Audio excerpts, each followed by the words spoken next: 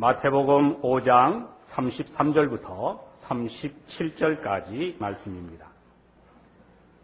또 옛사람에게 말한 바 헛맹세를 하지 말고 내 맹세한 것을 주께 지키라 하였다는 것을 너희가 들었으나 나는 너희에게 이르노니 부모님이 맹세하지 말지니 하늘로도 말라 이는 하나님의 보좌이요 땅으로도 말라 이는 하나님의 발등상이며 예루살렘으로도 말라 이는 큰 임금의 성이며 내 머리로도 말라 이는 내가 상속으로 믿고 공개할 수 없으나 함께 봅니다. 오직 너희 말은 옳다 아니라 하라. 이에서 지나는 것은 악으로 쫓아나느니라. 아멘. 이제 옥하는 목사님 나오셔서 예 혹은 아니오의 정직성이라는 제목으로 우리에게 말씀 전해주실 때에 큰 은혜가 있기를 바랍니다.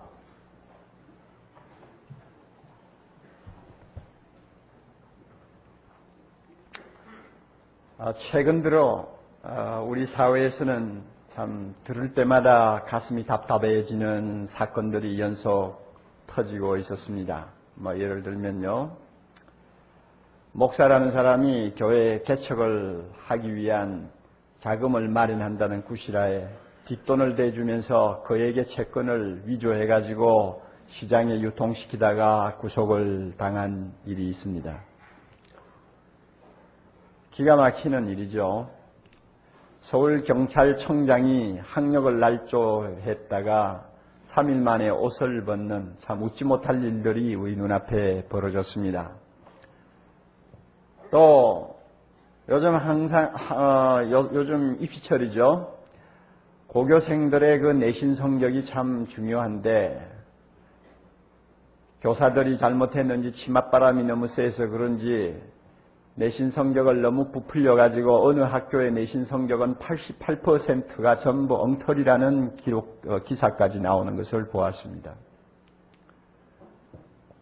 이 모든 사건들이 다 일맥상통하는 공통점이 있습니다. 정직하지 못하다는 것입니다. 믿을 수가 없다는 것입니다. 심각한 문제가 아닐 수가 없습니다. 이 사회의 도덕적 기반이 무너져가고 있지 않나 하는 우려를 금치 못할 정도로 우리는 위기감을 느낍니다.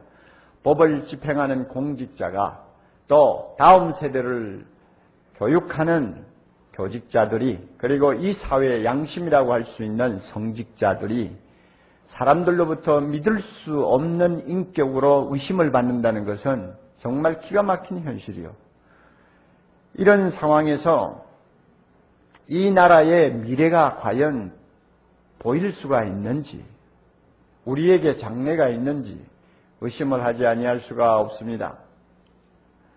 며칠 전에 좀 가까운 몇 분들하고 조용히 아름다운 교제를 나누는 시간이 있었습니다. 그때 어느 분이 자기 아들 이야기를 했습니다. 그 아들은 믿음도 좋습니다. 똑똑합니다. 한국에서 또 미국에서 상당한 또 교육을 받은 청년입니다.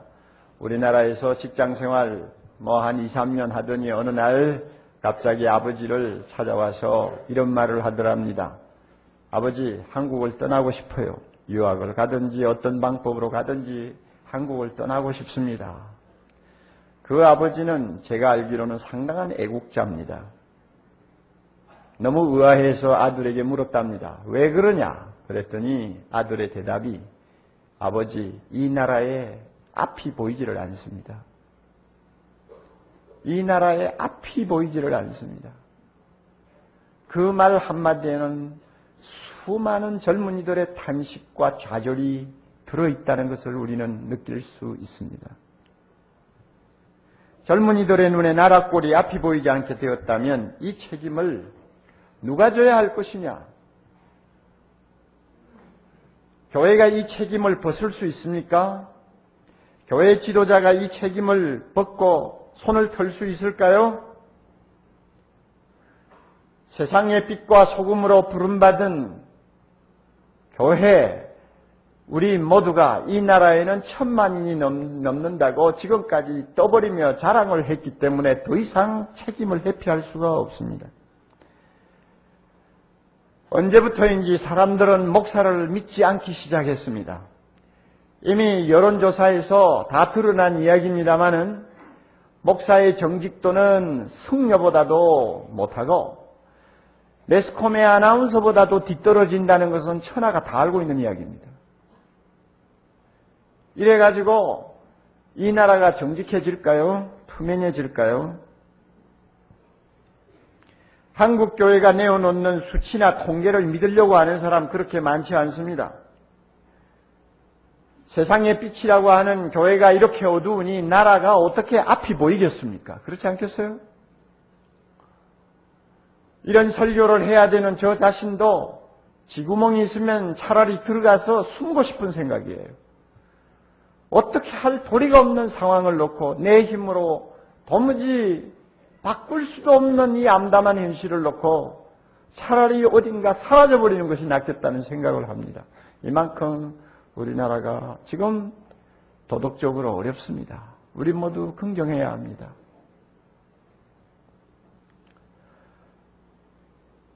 우리 한국교회의 초대 시절, 지금부터 70년, 80년 전, 아니 50년 전까지만 해도 예수 믿는 사람 하면 세상이 그래도 정직하다고 믿어주었습니다. 왕도둑놈 같은 양심 없는 사람이라도 예수 믿으면 정직한 사람이 된다고 천하가 다 인정했습니다. 그러나 오늘날은 상황이 달라요.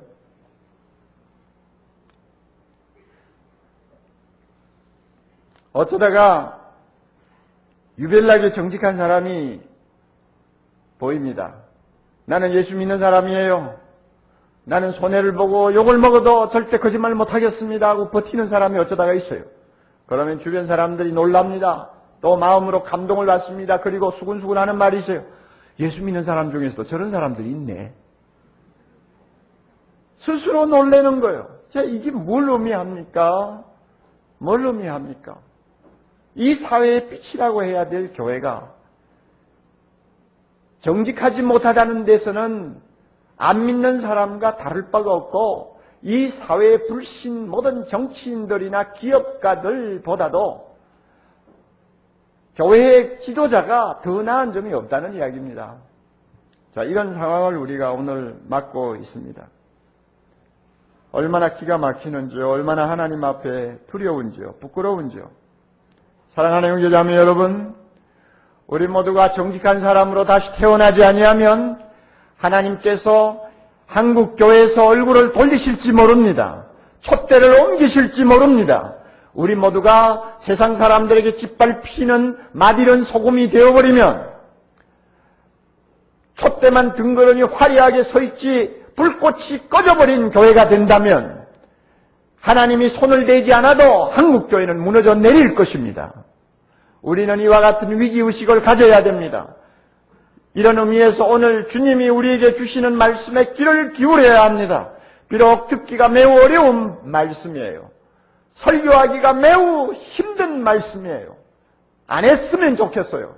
우리의 아픈 것을 찌르고 우리의 부끄러운 것을 노출시키는 말씀이기 때문에 부담스럽기는 하지만 이 말씀 듣고 순종하는 것이 사는 길입니다. 그러므로 귀를 기울여야 합니다.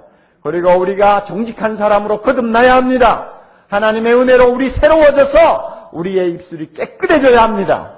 그래야만이 이 사회가 앞이 보이는 사회가 될 수 있고 젊은이들이 희망을 가지고 뛸 수 있는 나라가 될 수 있습니다. 하나님은 거짓을 미워하십니다. 거짓말하는 자를 멸하신다고 말씀하셨어요. 시편 5편 6절 7절 보면 하나님은 모든 행악자를 미워하시고 하나님은 거짓말하는 자를 멸하신다고 말씀하셨습니다. 예수님은 요한복음 8장 44절 이하에 분명히 말씀하셨어요. 사탄은 거짓의 아비 거짓의 조상이라고 했습니다. 그러므로 거짓말하는 자는 사탄의 자손이요. 사탄은 처음부터 마지막까지 거짓말을 마치 자기 무기인 양 자기의 전공인 양 사용한다고 말씀했습니다. 이런 의미에서 거짓말하는 자를 하나님이 사랑하실 수가 없어요. 미워할 수밖에 없어요. 그런데 하나님을 아버지라 부르는 우리가 거짓말을 예사로 해요? 그렇게 해서 하나님의 사랑받을 수 있을까요? 예수님 당시 유대나라는 거짓이 난무하고 있는 세상이었습니다.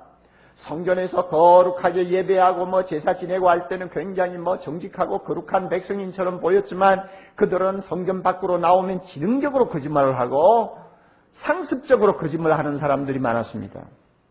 그들이 거짓말을 하기 위해 상투적으로 사용하는 것이 맹세라는 것이었습니다. 오늘 우리가 읽은 본문에 맹세에 대한 말씀들이 줄줄이 나오죠. 맹세는 나쁜 것이 아니에요.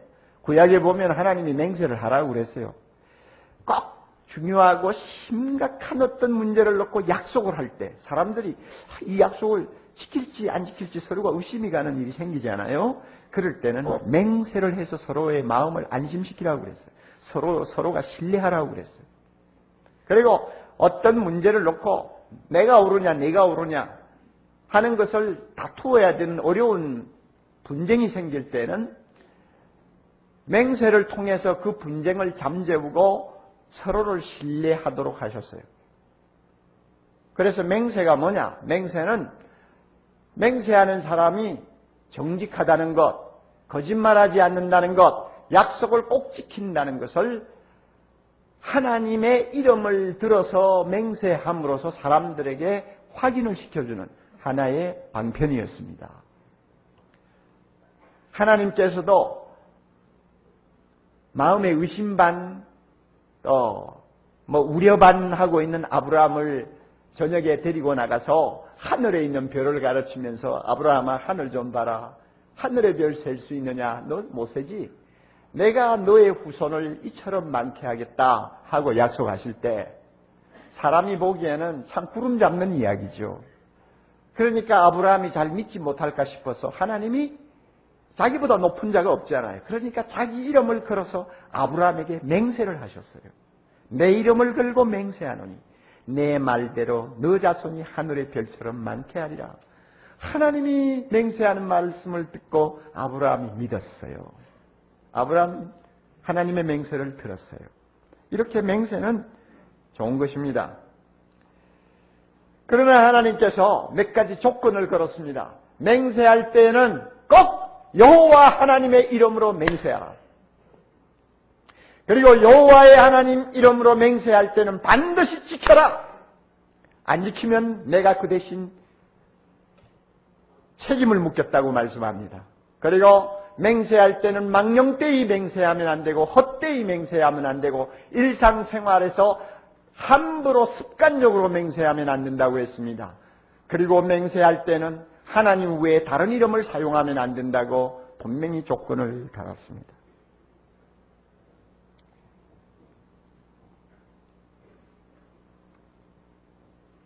그래서 이스라엘 사람들은 중요한 일에 맹세를 했어요. 출애굽기 22장 10절 이하에 보면 하나님께서 하나의 사건을 가상으로 만드시고 이런 말씀을 하신 일이 있어요. 어떤 사람이 며칠간 집을 비우기 위해서 이웃 사람에게 자기 가축을 부탁했습니다. 옛날 사람들 어디 여행을 가려면 가축을 맡아줄 사람이 있어야 되잖아요. 그리고는 여행을 떠났는데 그분이 여행을 떠난 후에 그만 이상하게 그 가축 중에 양 몇 마리가 죽어버렸어요. 남의 양을 맡아 있던 그 이웃 사람이 얼마나 답답했겠어요. 자기도 모르는 사이에 양이 죽어버렸어. 자기가 죽인 것도 아니요. 자, 주인이 돌아오면 내가 결백하다는 것을 어떻게 증명할 수 있을까? 참 답답하지 않겠어요? 이런 상황이 되면 잘못하면 이웃 간에 큰 분쟁이 생길 수 있고 좋았던 우정이 한순간에 깨질 수가 있죠. 하나님이 이런 사건을 가정하시고 이렇게 말씀하셨어요. 양을 맡아 있던 이웃이 정말로 그 양을 자기가 죽이지 않았다는 것이 확실하면 이렇게 해라. 주인 앞에서 여호와 하나님의 이름을 들어 내가 맹세합니다. 나는 절대로 양을 죽이지 않았습니다. 하고 맹세하라고 그랬어요. 그러면 그 맹세를 듣는 주인은 반드시 그 말을 그대로 믿으라고 했습니다. 하나님의 이름을 걸고 맹세하는 거 의심하면 안 된다는 거예요. 그리고 배상 청구를 하면 안 된다고 하나님께서 명령하셨어요. 이만큼 맹세라는 것은 좋게 이용할 때는 서로끼리 신뢰할 수 있고 서로끼리 약속을 지키게 하는데 순기능을 가지고 있었습니다. 그러나 예수님 당시 사람들은 이런 맹세를 이제 악용하기 시작한 것입니다. 맹세를 하면 사람들이 믿어준다는 사실을 이용해가지고 자기의 어떤 주장을 관철하기 위해서 아니면은 약간 거짓말이 섞여 있는 것을 사람들이 믿도록 하기 위해서 맹세를 함부로 하는 거예요. 그러나 맹세를 함부로 하는데 여호와의 이름을 걸고 맹세하는 것이 좀 겁이 나거든요. 여호와의 이름을 걸고 맹세하면 어떻게 해야 된다고요? 반드시 지켜야 된다. 안 지키면 하나님이 그 값을 찾는다고 하니까 그게 겁이 난 거예요. 그래서 할 수 있으면 여호와의 이름을 피하고 맹세하려니까 하나님보다 높지는 못하지만 하나님보다 조금 낮고 그러나 상당히 커 보이는 것을 전부 끌어내가 맹세하기 시작한 거예요. 오늘 예수님이 말씀하셨죠. 어떤 사람은 내가 하늘을 걸고 맹세하노니, 또 어떤 사람은 내가 땅을 걸고 맹세하노니, 또 어떤 사람은 예루살렘을 걸고 내가 맹세한다. 나는 반드시 약속 지킨다. 이렇게 하는 사람도 있고, 이제 나중에는 한 수 더 떠가니 나는 내 머리를 걸고 맹세한다. 그래서 예수님이 뭐라고 그랬어요? 하늘로도 말고 땅으로도 말고 머리로도 말고 다 그렇게 하면 안 된다고 말씀을 하셨어요. 왜냐하면 이것은 거짓말이 다분히 섞인 맹세이기 때문에 그렇습니다. 참 불행하게도 예수님 당시의 사람들은 어떻게 하든지 자기가 정직한 것처럼 보이도록 하기 위해서는 이것저것 아무 것이나 끌어다가 맹세를 하는 버릇들이 많았습니다. 참 이거 불행한 일이요.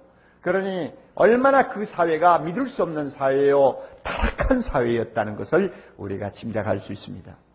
요즘도 이렇게 21세기 최고의 문명을 자랑하는 시대입니다마는 자기를 좀 정직한 사람으로 보이려고 맹세 비슷한 것을 하고 다니는 사람들이 가끔 있어요. 뭔가 거래를 하다가요. 필요 없는 말 아니에요. 저는 교회를 다니는 사람입니다. 그거 왜 말합니까? 이유가 있죠. 그렇죠? 이유가 있어요. 그리고 어떤 분은 한 수 더 떠가 저는 사랑의 교회 집사입니다. 뭐예요. 또 옷 로비 사건이 한참 세상을 떠들썩할 때 보니까 성경에 손을 얹고 내가 맹세한다. 이런 소리를 하는 사람도 있더라고요. 그게 뭐냐면 현대판 맹세입니다. 자기가 거짓말 안 한다는 것, 자기는 믿을 수 있는 사람이라는 것을 상대방에게 어떻게 하든지 좀 과장해서 보이려고 하는 그 속마음이 그 속에 있어요. 지금도 생각하면 얼굴이 화끈하는데요. 20년 전쯤 됩니다. 그 당시에는 고속도로가 활짝 열려 있었지 않습니까? 제가 타고 다니는 작은 차라도 고속도로에 올라가면은 걸리는 게 없고 차가 별로 없으니까 부산까지 왔다 갔다 하는 거 별 문제가 없었어요. 한 번은 부산에서 차를 몰고 올라옵니다. 추풍령을 지나서 터널을 이제 통과하고는 내리막길이에요. 내리막길이 있는데 앞에 차 몇 대 갑니다만은 신경 쓸 거 없고요. 신나지 않아요? 차가 막 속도를 냅니다. 게다가 페달 좀 밟으면은 싹 갑니다. 그때 또 스트레스 풀지 않아요? 그런데 코너를 싹 돌아서는데 순경이 쫙 하고 나옵니다. 함정수사를 한 거예요. 요즘 순경들은 전부 수입이 없으니까 그런지 모르지만 전부 다 신철내기 빼빼단 조그마한 애들이 다 교통정리하지만 그 당시는요, 교통정리하는 순경들은 뚱뚱 하고 다 대단했습니다. 아마 괜찮았던가 봐요. 나 차를 딱 세워요. 도망도 못 가요. 그때는 차도 몇 대 안 다니기 때문에 도망가다가는 큰일 나요. 차를 댔더니 다가와서는 면허증 좀 봅시다. 과속을 하셨습니다. 과속한 건 사실이죠. 그런데 화가 나더라고요. 왜 내 앞에 가는 차는 하나도 안 잡고 말이죠. 뒤따라오는 똥차를 잡느냐고 말이에요. 똥차는 돈도 없다는 거 뻔히 알면서 왜 똥차를 잡느냐. 그것도 화가 나고, 왜 숨어 있다가 튀어나오느냐. 화가 나니까, 이거 나도 좀 이거 돈 내는 거, 벌금 묻는 거 좀 아깝다 하는 생각이 갑자기 들었어요. 그러니까 나도 모르게 무슨 말이 나왔는지 알아요? 사실 저는요, 교회 목사인데요.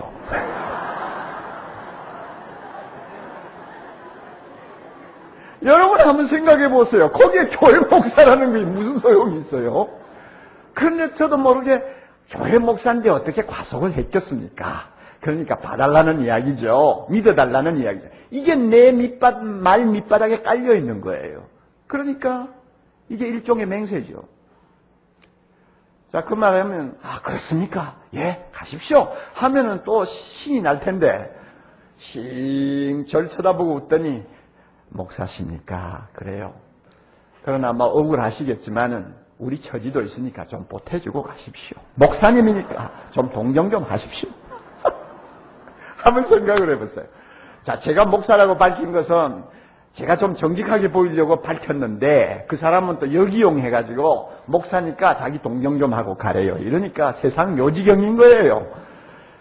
제가 그때 생각만 해도 얼굴이 달아오라요. 그 다음부터는 어떤 상황에서도 내가 목사라는 거 절대 안 박힌다. 각오를 했어요. 어쨌든 옛날이나 지금이나 맹세 비슷한 그런 말들을 갖다 붙이고 부풀리는 그 밑바닥에는 항상 정직하지 못한 것이 숨어 있다는 것, 우리가 부인할 수가 없지 않습니까? 이런 이유로 예수님은 절대 맹세하지 말라고 명령하십니다. 34절에 나오죠. 나는 너희에게 이르노니 도무지 맹세하지 말지니라. 이런 헛된 맹세, 거짓말 맹세 절대로 하지 말라. 하나님의 이름을 빌려서도 안 되고 하늘의 이름을 이용해서도 안 되고, 하늘은 하나님의 보좌요, 땅은 하나님의 발등상인데 어디에 함부로 이름을 갖다 끌어대가지고 맹세하느냐.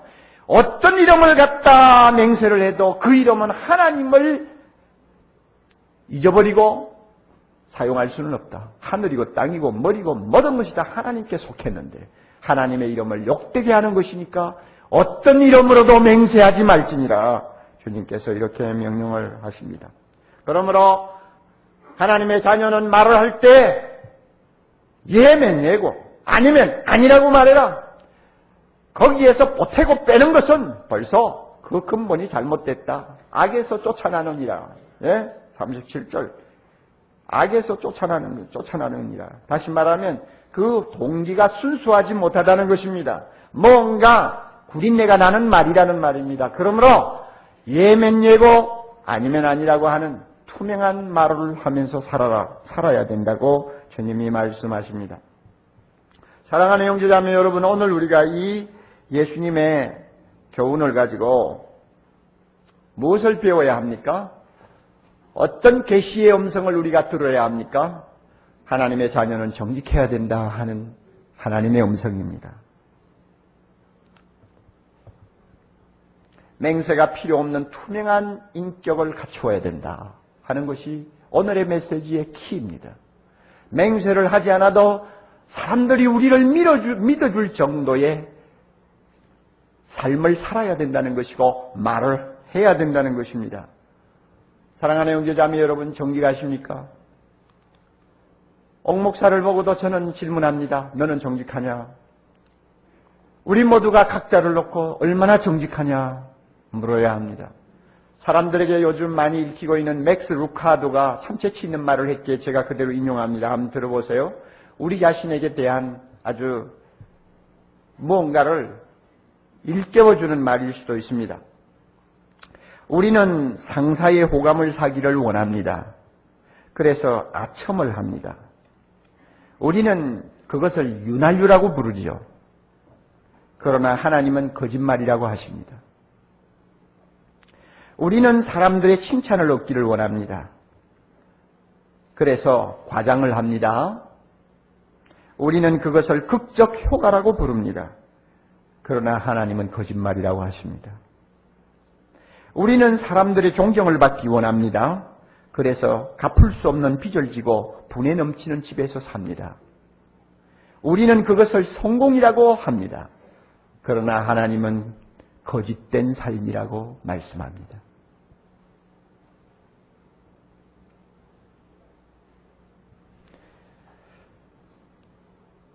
우리가 좀 더 솔직해집시다. 세상이 거짓되면 거짓될수록 정직하게 살기라는 것은 정말 어렵습니다. 나 혼자 정직하려다가 자주 쏘가버립니다.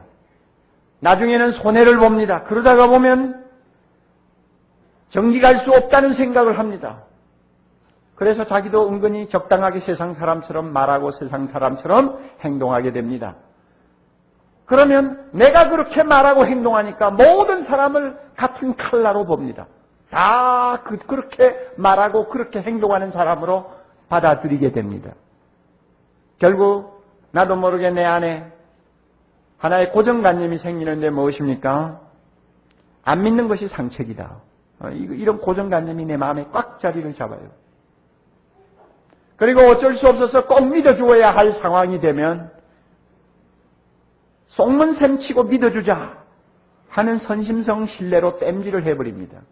그러니까 다 의심하고 의심받는 거예요. 여러분, 이와 같은 세상에서 예수님의 말씀대로 예면 예고 아니면 아니라고 하는 정직성 투명한 인격을 가지고 과연 살아남을 수 있을까? 우리 모두가 한번 생각을 안 할 수가 없어요. 정말 정직해가지고 세상 살아남을 수 있을까? 이미 잘 알려진 대로 서울대학의 박모 교수가 3만 명을 대상으로 해서 표본조사를 한 거 우리가 알고 있잖아요. 기억하실 거예요. 거기에서 73% 이상 되는 사람들이 대답하기를 한국에서는 정직해가지고는 살 수가 없다, 이렇게 대답했어요. 그렇게 대답한 사람 가운데 10대, 20대가 다수를 이룬다고 하니 기가 막힌 이야기가 아니요. 이렇게 투명하지 못한 세상에서 나 혼자 정직하다고 살 수 있을까요? 다니엘 웹스터라고 하는 사람 말은 일리가 있어요. 이 세상에서 진실만큼 강한 것이 없다. 그러나 한편 진실만큼 이상한 것도 없다. 이상해요. 이러다 보니까 셰익스피어의 희곡 오셀로에서 주문처럼 흘러나오는 말이 있어요. 오 기괴한 세상 조심하라. 오 기괴한 괴팍한 참 이상한 세상 조심하라, 그 말이요. 이 세상 사람들이요 정말 조심할지어다. 솔직하고 정직하다는 것은 안전한 것이 못 되느니라. 솔직하고 정직하다는 것은 안전한 것이 못 되느니라. 그러므로 안전하게 살고 싶으면 적당히 거짓말해야 된다 하는 이야기입니다. 오히려 이런 말이 예수님의 교훈보다도 더 우리 마음에 와 닿는 이유가 있어요. 너무나 세상이 거짓되기 때문에 그렇습니다. 그러므로 이렇게 거짓이 판을 치고 과장과 첨가 술수 온갖 헛된 말들이 난무하는 이 세상에서 예수님의 말씀 따라 예면 예요 아니면 아니라고 하는 정직성을 우리가 유지하고 나가려면 고난을 받아야 합니다. 안전한 데가 없어요. 손해를 보아야 합니다. 어떤 때는 오해를 받고 어떤 때는 왕따를 당해야 합니다. 그렇지 않고는 절대 정직하지 못합니다. 일랜드 그룹의 사훈이 뭔지 아세요? 초창기부터 지금까지 고집스럽게 붙들고 있는 사훈이 뭔지 알아요? 일랜드에. 절대 정직입니다. 차라리 절대가 없으면 좋겠는데 정직에다가 절대까지 붙여놨으니 이거는 요지부동이요. 자, 그것 때문에 그동안 회사가 당한 고충을 여러분이 다 모릅니다. 심지어 그 회사에 다니는 믿음 좋은 젊은이들까지도 나중에는 비판하는 것 들었어요. 세상에 이렇게 악한 세상, 거짓말하면 도무지 거짓말로 둘러대지 아니하면 통하지 않는 이 세상에서 절대 정직 가지고 어떻게 기업합니까? 너무 이상론입니다. 나는 도무지 배겨낼 재간이 없습니다 하고 떠나는 사람 한두 명 봤어요. 이 절대 정직을 고수하려다가 그동안 손해를 본 것이 얼마나 많습니까? 세무사찰을 당한 일이 한두 번입니까? 정직하려고 하는데 그걸 의심받는 세상이니 기가 막히는 일아니요. 고난을 당하는 것입니다. 사랑하는 형제자매 여러분, 그럼에도 불구하고 예수님은 우리를 향해서 정직하라고 합니다. 정직해야 된다고 합니다. 왜 그런지 아세요? 몇 가지 이유가 있습니다. 첫째는 우리는 예수님을 따르는 제자이기 때문에 그렇습니다. 예수님은 세상에 계실 때 거짓말하시지 않았어요. 이사야 53장 9절에 보면 그는 범죄하거나 거짓말하시지 않았다고 했습니다. 그는 말을 부풀리는 법이 없었어요. 진실을 왜곡하는 법이 한 번도 없었습니다. 그러므로 오늘 말씀합니다. 내가 너희에게 이르노니 어떤 맹세라도 하지 말라, 거짓말하지 말라 하는 이야기입니다. 우리가 예수님을 따라가기를 원합니까? 그러면 고난을 당하는 한이 있더라도, 십자가를 지는 한이 있더라도 예수님처럼 정직해야 합니다. 카터 대통령을 아시죠? 그는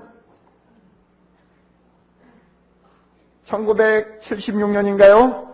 워터게이트 사건으로 닉슨이 너무 거짓말을 하니까 거기에 넌더리가 난 국민 앞에 이렇게 선거 공약을 내세웠습니다. 나는 절대로 거짓말하지 않겠습니다. 그의 정직성에 호감을 가진 사람들이 그에게 표를 던져주어가지고 대통령이 되었습니다. 그는 약속대로 정직한 도덕 정치를 펴려고 무척 애를 썼습니다. 그러다가 나중에는 그것 때문에 무능한 대통령이라는 낙인이 찍혔습니다. 아마 정직을 내세워서 대통령이 될 사람은 미국 역사에 다시는 없을 것입니다. 안 되지 않아요. 정치판에서 정직이 어디 통합니까? 결국 80년도에 레이건하고 이제 대통령 경쟁을 하다가 결국은 카터가 패배했습니다. 패배를 시인하는 연설문에 이런 말이 있습니다. 카터가 이제 연설을 하는데요. 묘한 말이 있어요. 여러분, 나는 절대로 거짓말을 하지 않겠다고 여러분에게 약속했습니다. 그것 때문에 내가 다시는 대통령의 자리에 설 수 없게 되었지만 괜찮다고 말하지는 못하겠군요. 하고는 쓸쓸히 웃었습니다. 무슨 말이냐? 정직한 대통령 되겠다고 했는데, 그리고 거짓말하지 않겠다고 했는데 그대로 지금까지 정치하려고 무척 애를 썼다. 그러다 보니 국민들의 인기를 잃어버리고 이번에 낙선을 했단 말입니다. 자, 대통령 선거에서 패배한 사람의 심정을 우리가 다 모르잖아요. 막 가슴이 찢어지고, 어떤 때는 후회가 되고, 괴롭고, 슬프고 그러지 않겠어요? 그 감정을 이 연설에서 그대로 표현하면 솔직하니까 좋죠. 그렇죠? 그런데 그것도 체면이 있잖아요. 자기 감정을 다 말할 수가 없어요. 그래서, 나는 괜찮습니다. 이제 새로운 대통령을 적극적으로 협조할 것입니다. 그런 말을 했어야 되는데, 그거 하면 또 거짓말이 되잖아요. 그러니까 하는 말이 괜찮다고 말하기는 어렵겠군요. 끝까지 거짓말 안 하겠다는 의지가 보이는 한마디예요. 그는 대통령을 두고 나온 후에 미국 사람들뿐 아니라 전 세계적으로 가장 존경받는 전임 대통령으로 헤비타트 운동, 집 없는 사람 집 지어주는 일을 위해서 세계를 누비고 다니지 않아요.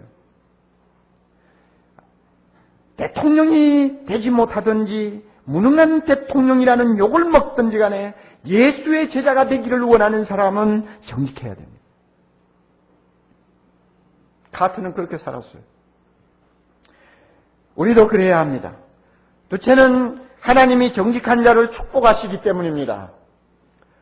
여러분, 이 가운데서 내가 진실을 말해야 할까, 진실을 말하지 말아야 할까를 놓고 고민하는 딜레마에 빠진 형제자매 있으면 이 시간 꼭 이 질문하십시오. 거짓말하는 나를 하나님이 축복하실까? 거짓말을 미워하시는 하나님이 거짓말을 깔고 있는 나의 그에게 축복하실까? 거짓말하는 자를 좋아하지 아니하시는 하나님이 거짓말로 남을 조종하는 내 직업을 하나님이 축복하실까? 여러분 꼭 질문하세요. 우리는 가까이 보면 안 됩니다. 멀리 보아야 합니다. 가까이 보면은 몇 마디 거짓말하는 것이 돈을 모으는 수단일 수도 있고, 몇 마디 거짓말하면은 성공도 할 수 있고 남보다도 앞지를 수도 있겠죠. 그러나 멀리 보세요. 거짓말을 축복하지 아니하시는 하나님 반드시 보여주십니다. 오늘의 성공이 내일의 실패가 되게 하시고, 오늘의 안전이 내일의 벼랑 끝이 되게 하시는 사례들을 우리는 많이 봅니다. 왜? 거짓을 하나님이 축복하지 않기 때문입니다. 거짓말로 부정한 방법으로 재산을 모았다가 그 재산이 자녀 손들을 영원히 일어서지 못하게 폐인으로 만드는 집안을 한두 건 봅니까? 하나님은 거짓말하는 자 축복하지 않습니다. 그러므로 우리는 진실을 말해야 합니다. 고난을 받아도 진실을 말해야 합니다. 세천은 우리가 진실해야 세상을 구원하고 변화시킬 수 있기 때문입니다. 여러분 한번 생각해 보세요. 우리는 그리스도의 복음, 생명의 진리를 전하기 위해 세상으로 보냄받은 증인들입니다. 복음을 전하고 진리를 전해야 될 우리가 투명하지 못하다, 정직을 의심받는다. 만약에 그렇게 되었을 때에 우리의 전하는 말을 누가 듣겠습니까? 누가 우리를 통해 구원을 받겠습니까? 누가 우리를 통해 예수님의 영광을 볼 수 있겠습니까? 우리가 투명하지 못한데 어떻게 세상 사람이 주의 영광을 볼 수 있습니까?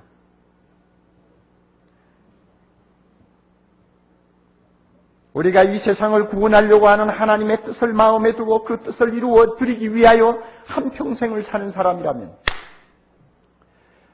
예배 드릴 때마다 하늘에 계신 우리 아버지여 이름이 거룩히 여김을 받으시오며 나라의 임하옵시며 뜻이 하늘에서 이룬 것 같이 땅에서도 이루어지이다. 아버지여 나라와 권세와 영광이 아버지께 영원히 돌아가기를 원합니다. 이것이 우리의 비전이요 이것이 우리의 뜨거운 가슴이요 우리의 소원이라고 한다면 이 소원을 이루어 드려야 될 우리가 투명하지 못하다, 정직하지 못하다 하면 이 세상이 어떻게 구원받을 수 있어요? 그러므로 우리는 고난을 당해도 정직해야 합니다. 왕따를 당해도 정직해야 합니다. 십자가를 져도 정직해야 합니다. 가난해져도 정직해져야 합니다. 출세를 못해도 정직해야 합니다. 하나님이 그럴 때 우리를 축복하심을 믿으시기를 바랍니다. 어느 분의 말입니다.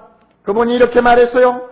당신은 진실을 말하십니까? 항상 그렇게 하십니까? 만일 그렇게 하지 못한다면 오늘부터 시작하십시오. 내일까지 기다리지 마십시오.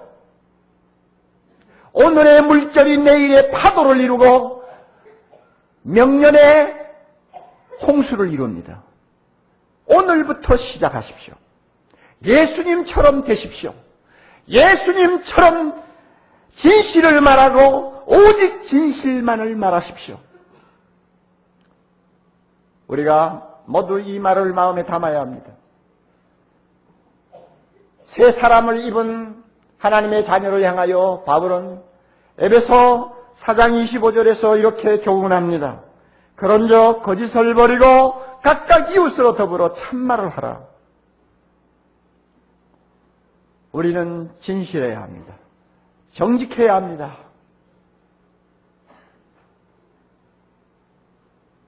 그러나 우리 힘으로 하기 어렵습니다.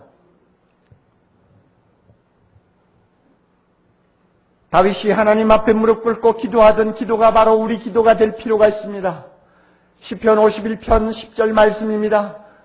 따라하세요. 하나님이여 내 속에 정한 마음을 창조하시고 내 안에 정직한 영을 새롭게 하소서. 다시 한번 하나님이여 내 속에 정한 마음을 창조하시고 내 안에 정직한 영을 새롭게 하소서. 은혜를 받아야 합니다. 성령의 감동을 입어야 합니다. 성령의 깨끗하심을 가지고 내 마음을 씻어내야 합니다. 주님의 보혈로 우리의 심령을 새롭게 해야 합니다. 사랑하는 형제 자매 여러분, 이 더럽고 냄새나고 거짓된 이 세상 우리가 이대로 두고 삽니까? 이 더러운 세상을 우리 후손에게 남겨두어야 합니까? 우리 한국교회가 1000만의 성도를 가졌습니다. 국민의 4분의 1을 우리는 확보하고 있는 가장 큰 공동체요 조직입니다. 우리 예수 믿는 사람만이라도 생명 걸고 정직하기를 각오한다면, 그래서 청와대에 있는 사람은 청와대에 있는 대로 생명 걸고 정직하기를 원하고, 장관은 장관대로 예수 믿는 사람이 정직하기를 원하고, 국회의원은 국회의원대로 90명 이상 되는 그리스도인들이 정직만을 말하기를 원하고, 많은 기업인들이 예수 믿는 사람이기에 기업이 많은 한이 있더라도 정직하기를 각오한다면, 이 나라 달라질 수 있습니다. 이 나라 새로워질 수 있습니다. 우리 후손에게 정직하고 깨끗한 나라 물려줄 수 있습니다. 이 땅에 하나님의 영광이 임하는 것을 우리 모두가 볼 수 있는 날이 올 것입니다. 우리 모두 정직합시다. 다 같이 기도하십니다.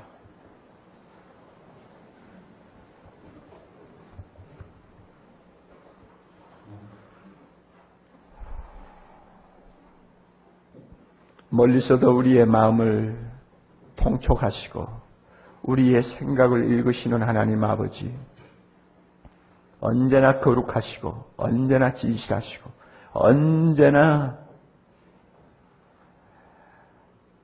성실하신 하나님 앞에 오늘 이 말씀 들으면서 우리 모두 회개합니다. 하나님, 우리는 남편에게 거짓말 많이 했습니다. 우리는 아내에게 거짓말 많이 했습니다. 우리는 심지어 자녀들에게도 거짓말을 함부로 할 때가 많았습니다.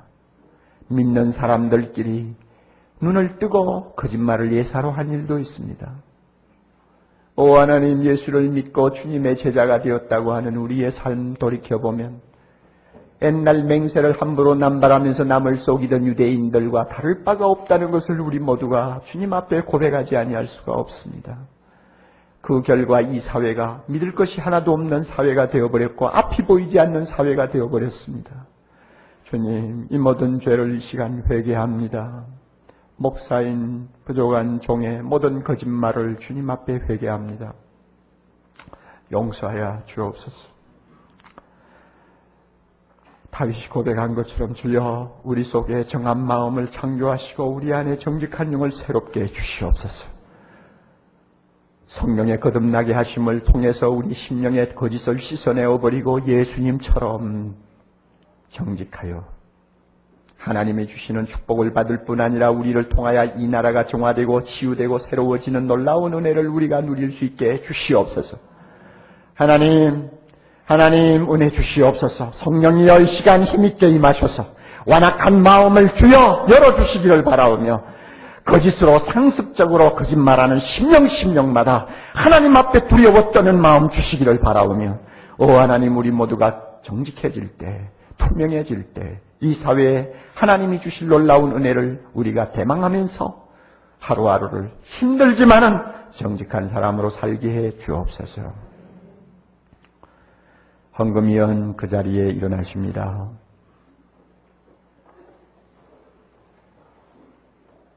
아버지 하나님, 우리나라 경제 사정이 몹시 어려워지고 정직하고 성실하게 살려고 순박하게 살려고 부지런히 일하던 서민들이 얼마나 많은 고통을 당하고 있는지 모릅니다. 이런 상황에서 그래도 하나님 앞에 나올 때 빈손 들고 나오지 않게 하심을 감사합니다.